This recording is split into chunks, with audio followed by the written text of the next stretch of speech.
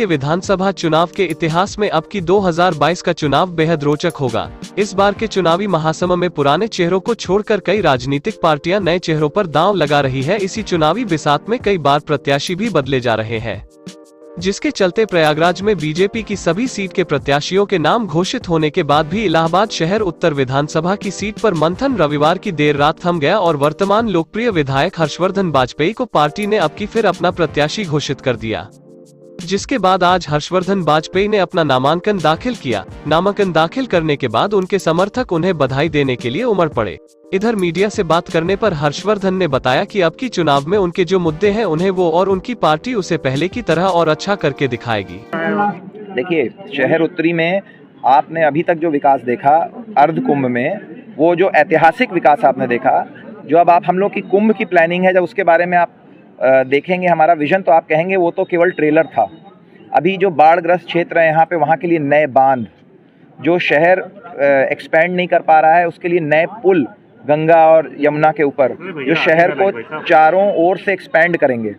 इस तरीके के बड़े बड़े काम हम लोग के आगे पेंडिंग है। स्टेट लैंड की एक मुद्दा है यहाँ पे, जो एक आखिरी पेंडिंग मुद्दा है, जिसको हम लोग ने पहली बार इस सरकार में उसकी फाइल बनवाने का काम किया था, उसको आगे बढ़ाने का काम किया था। उसके पहले तो केवल अनाउंसमेंट्स होते थे, कुछ काम नहीं होता था। तो ये सारे अधूरे काम हैं जिनको हमें पूरा करना है ना।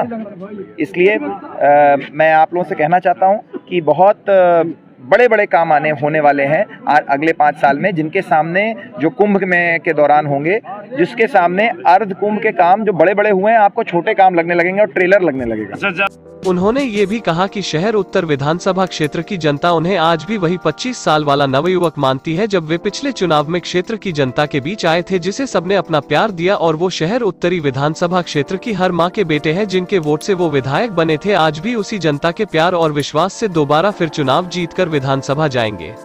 अभी थोड़ी देर पहले कही थी कि मैं आज यहाँ पहुँचा हूँ तो जनता के प्यार पे। मैं 25 साल का नौजवान था जब इंग्लैंड से आया था, और पहले चुनाव में लोगों ने कहा था कि ये तो हवा हो जाएंगे, लेकिन उस नौजवान को जनता में गोद में लेके जो है आगे बढ़ाने का काम किया था।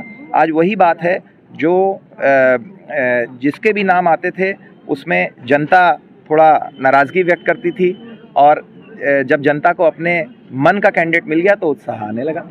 आज आप देख रहे हैं कि उत्तरी के हर रेलवे फाटक के ऊपर या तो फिर ब्रिज बन चुका है और या तो फिर इन प्रोसेस है।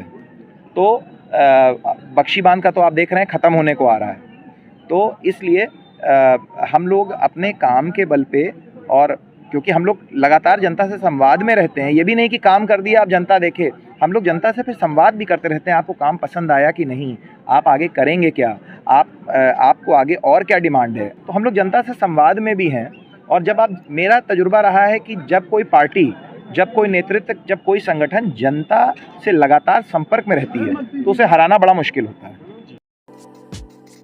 हालांकि अब की चुनाव में शहर उत्तर विधानसभा क्षेत्र से कई दावेदार थे, लेकिन इस बार भी पार्टी की सर्वे रिपोर्ट पर हर्षवर्धन बाजपेयी खरे उतरे। हालांकि कयास ये भी रहा कि अब की पार्टी किसी नए चेहरे को तलाश रही है, पर सबसे आगे हर्षवर्धन बाजपेयी की लोकप्रियता ही रही।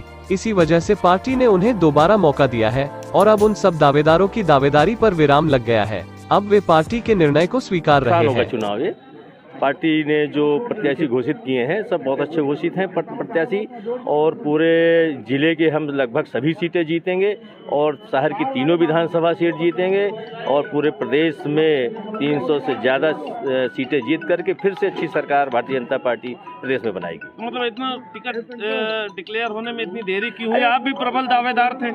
ये पार्टी का प्रोसेस होता है।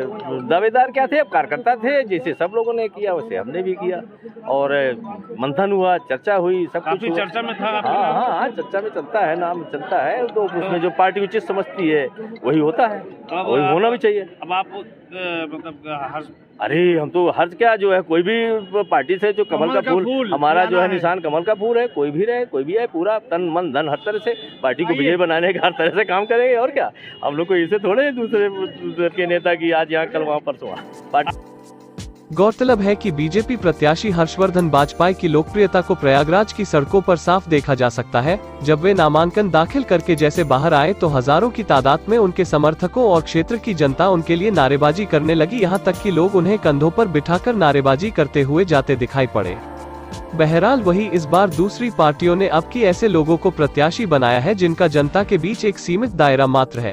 अब देखना ये होगा कि बीजेपी के दमदार प्रत्याशी के आगे सपा बसपा ऐसे अन्य प्रत्याशी जनता के आगे किन मुद्दों को लेकर चुनाव लड़ेंगे और क्या उन मुद्दों के दम पर उनकी राह कितनी आसान होगी। हमारी यूपी के विधानसभा चुनाव से जुड़ी हर स्पेशल ग्राउंड रिपोर्ट के लिए देखते रहिए सबसे तेज न्यूज। हमारे चैनल को सब्सक्राइब और लाइक करना ना भूलें।